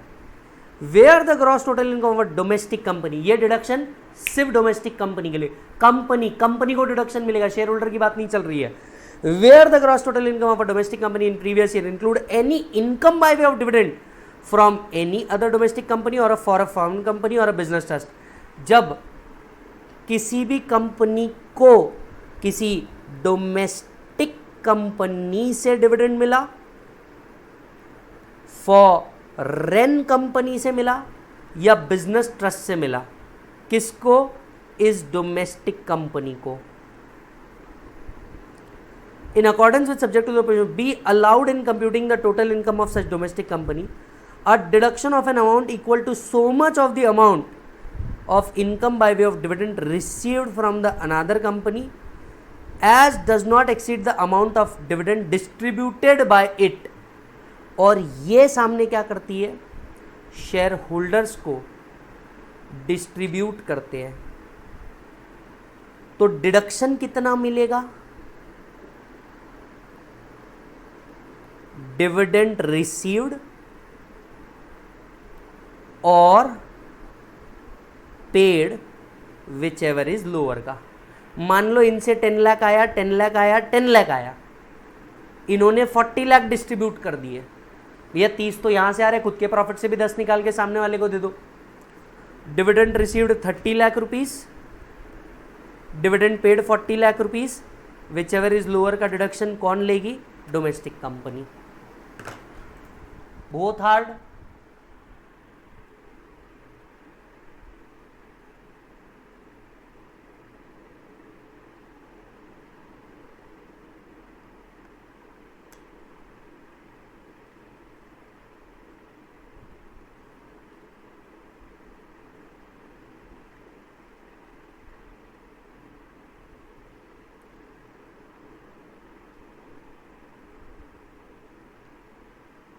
Done,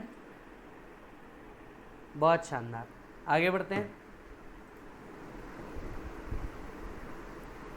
where the deduction in respect of amount of dividend distributed is been allowed, no deduction shall be allowed in respect of any other in any other previous year. तो यहाँ पे आपको डिडक्शन मिल चुका है, तो आपको वापस से डिडक्शन नहीं मिलेगा आगे के ईयर्स के अंदर में भी। For the purpose of this section, due date. अच्छा जी, ड्यू डेट किसका डिडक्शन मिलेगा? अगर आपने डिविडेंड डिस्ट्रीब्यूट किया है, डिस्ट्रीब्यूट भी कब होना चाहिए? Before the due date of filing return. अब ये ड्यू डेट का मतलब क्या है? 1 month prior to the date of filing return.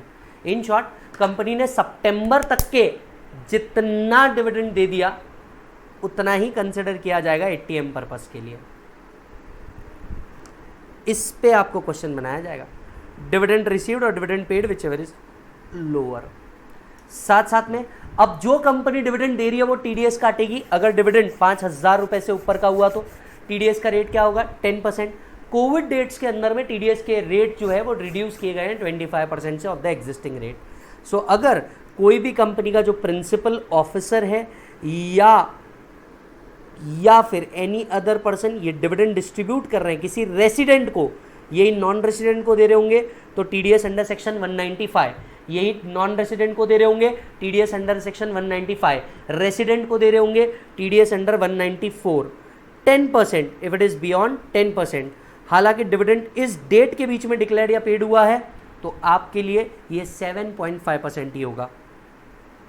Yes, अच्छा जी sir. No TDS in case of shareholder being an individual where dividend is made by any mode other than cash and it does not exceed 5,000। 5,000 से ऊपर नहीं और other than cash में आपने दिया है तो फिर TDS नहीं कटेगा। डिविडेंड क्रेडिटेड और पेड टू GIC, LIC और एनी अदर इंश्योरेंस। अगर ये डिविडेंड आपने LIC को दिया है, GIC जनरल इंश्योरेंस कंपनी या एनी अदर इंश्योरेंस को दिया है तो आपको TDS करने की ज़रूरत नहीं है। कन्फर्म ये क्वेश्चन आ सकता है। 194K म्यूचुअल फंड द्वारा डिविडेंड।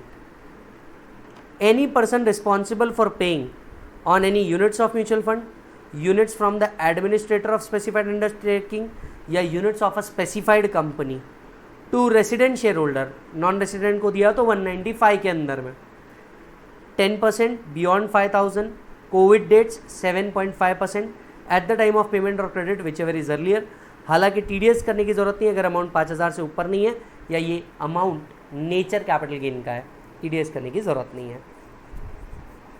चलिए द लास्ट पार्ट के ऊपर आ जाते हैं हम लोग।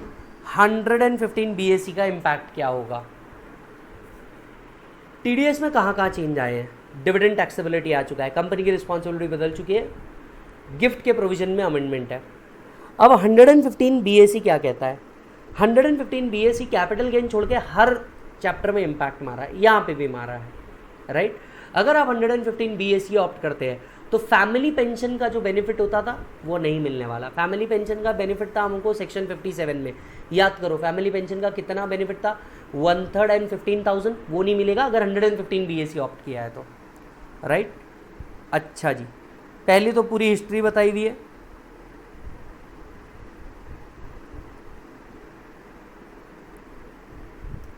कौन सा नहीं मिलेगा? Deduction under 57 allowed except 57 standard deduction from family pension. क्या लिख सकते हो आप यहाँ पे?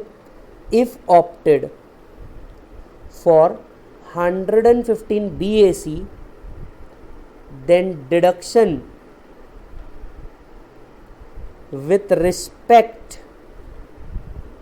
of family pension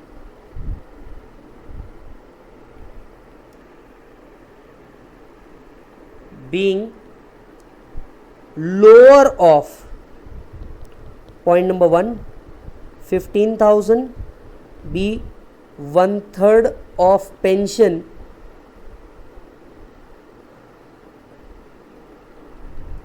will not be allowed. बस 115 BAC का ये इम्पैक्ट आया है.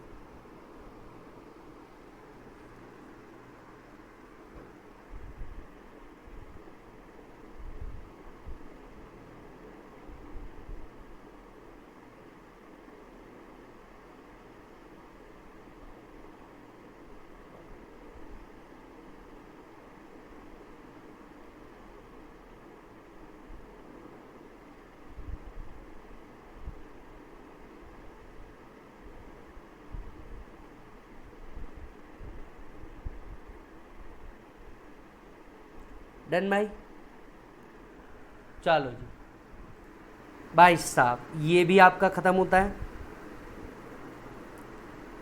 डिडक्शंस की भाई साहब अगर आप बात करोगे, डिडक्शंस की बात करोगे तो सबसे पहले हम ATC के ऊपर आते हैं. ATC आपको पता है 1,50,000 तक का डिडक्शन देता है और एक लॉन्ग लिस्ट देता है डिडक्शंस की. उस लिस्ट में एक और चीज़ एंट्री हुई है, अगर सेंट्रल गवर्नमेंट एम्प्लॉय डिपॉजिट करता है Tier 2 पेंशन स्कीम के अंदर में खुद के नाम पे, तो ये डिडक्शन मिलेगा. तो बस एक एडिशन हुआ है उतनी बड़ी लिस्ट के अंदर में कि अगर कोई सेंट्रल गवर्नमेंट का एम्प्लॉय है, Tier 2 पेंशन अकाउंट के अंदर में वो डिपॉजिट करता है, तो ATC का बेनिफिट मिलेगा. इसके अलावा कोई चेंज नहीं. ATG 2 अमेंडमेंट है साहब इसमें. उसमें से भी ये जो नीचे वाले हैं इसकी एप्लीकेबिलिटी आपको डिफर कर दी गई है 1/4/2021 को. तो ये आपको नहीं पढ़ना है, सिर्फ यहां आ जाओ. ATG में आपको पता है ATG एक बहुत बड़ी लिस्ट देता है कि कहीं 50% का डिडक्शन अलाउड है, कहीं 100% का डिडक्शन अलाउड है. कोविड डेट्स के अंदर में PM केयर रिलीफ फंड बनाया गया और कहा गया कि अगर कोई PM केयर फंड के अंदर में भी पैसा देता है तो उसको डिडक्शन मिलेगा ATG में. उसी को कहा गया है prime minister citizen assistance and relief in emergency situation fund, जिसको हम PM केयर फंड कहते हैं. कोई क्वालिफाइंग लिमिट नहीं है, अपर लिमिट नहीं है, जितना दोगे 100% डिडक्शन ले लेना. ये दूसरा चेंज आया है ATG में. बाकी इसकी एप्लीकेबिलिटी डिफर कर दी गई है, तो इसको मत पढ़ना.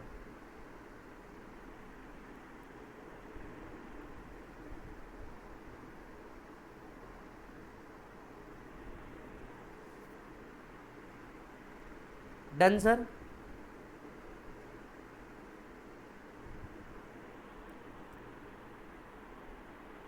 आ जाओ जी.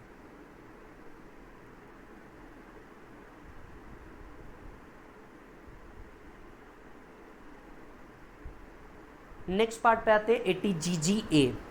ATGGA के अंदर में आप सभी को बता दूं, ATGGA जो भी व्यक्ति डोनेशन देता है for rural development, scientific research, इसका डिडक्शन था.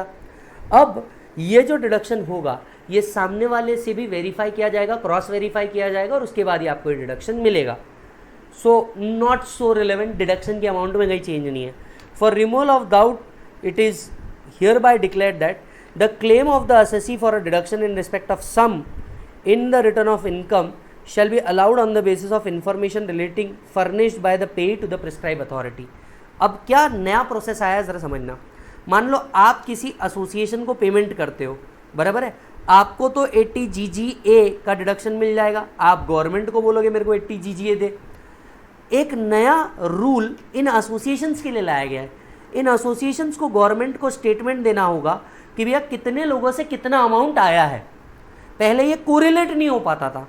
अब डिपार्टमेंट क्या कहता है, भैया तुम मांग रहे हो ATGGA, देंगे हम, तभी देंगे जब एसोसिएशन इसे कंफर्म कर दे कि हाँ इस व्यक्ति से इतना अमाउंट मिला है, तो उस बेसिस पे आपको भी डिडक्शन दे देंगे.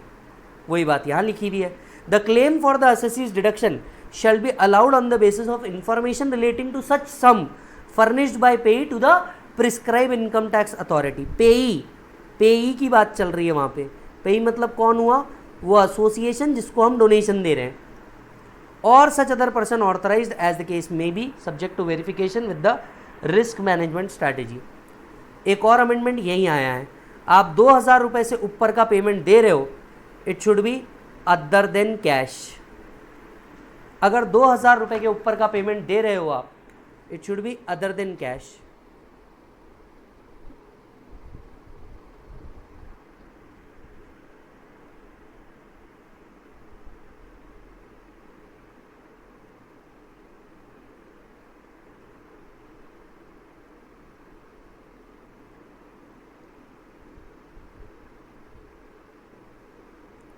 डन है जी।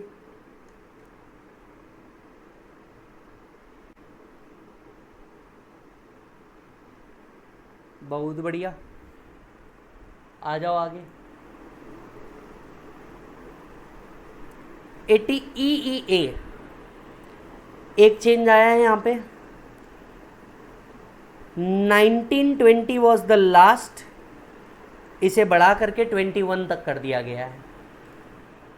1920 वॉज द लास्ट, इस डेट को बढ़ा के 21 तक के कर दिया गया है। चेक करिए सेक्शन क्या कहता था।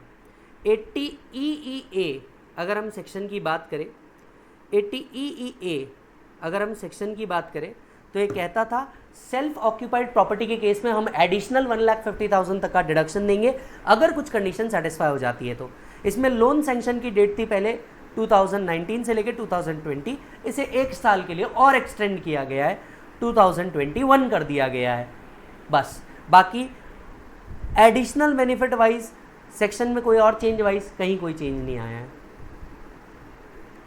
इम्पैक्ट ऑफ 115 BAC, 115 BAC का इम्पैक्ट क्या पड़ा है, सिंपल शब्दों में बताऊं, if 115 BAC is opted, no deduction under chapter 6A except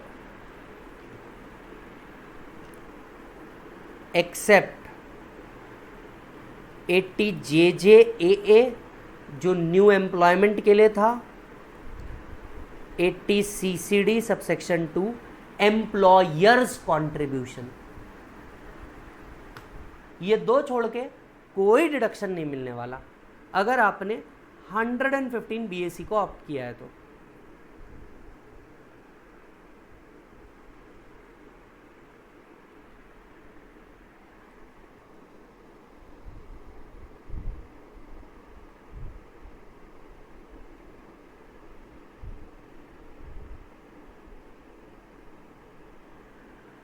अरे जी यहाँ ये if assessee opted for 115 BAC this deduction is not allowed, ये not बड़ा हॉट है, ये सब अलाउड नहीं है, ये सब कुछ अलाउड नहीं है।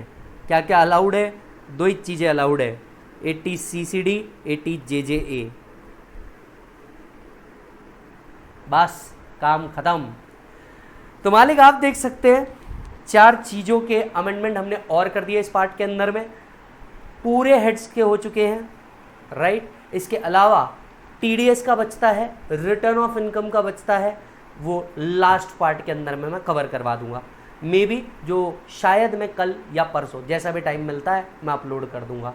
यहाँ तक कि आप देख सकते हैं कि अमेंडमेंट्स बहुत सारे हैं और इन अमेंडमेंट्स का इफेक्ट प्रॉब्लम सॉल्विंग के ऊपर बहुत ज़्यादा आता है राइट। तो आप अकॉर्डिंगली डिसीजन लीजिए। रिसेंटली आपके दोस्तों के रिजल्ट्स आने वाले हैं, मैं आपके तहत उन तक ये मैसेज पहुंचाना चाहता हूं कि प्लीज़ जो आपकी पुरानी बुक होगी उनको छोड़ देना। अब तक आपको समझ में आ गया होगा, एटलीस्ट उन्हें गाइड कर दीजिएगा कि प्लीज़ पुरानी बुक छोड़ दे और नई बुक की ओर जाएं, नए अमेंडमेंट्स की ओर जाएं। येस और नो? Thank you so much. आपसे लास्ट पार्ट में मिलूंगा। कुछ बच्चे मुझसे पूछ रहे हैं सर मैराथन आएगा क्या May 21 नवंबर 21 का? मैं हर बार ये मेहनत करता हूँ, आपके लिए लेके आता हूँ, वी स्मार्ट आपके लिए देता है, इस बार भी होगा, डोंट वरी राइट। इसको ये आपको मिलेगा, बिल्कुल मिलेगा, और हम इसका डिटेल्स लास्ट वीडियो के अंदर में प्रोवाइड कर देंगे। Thank you so much, take care.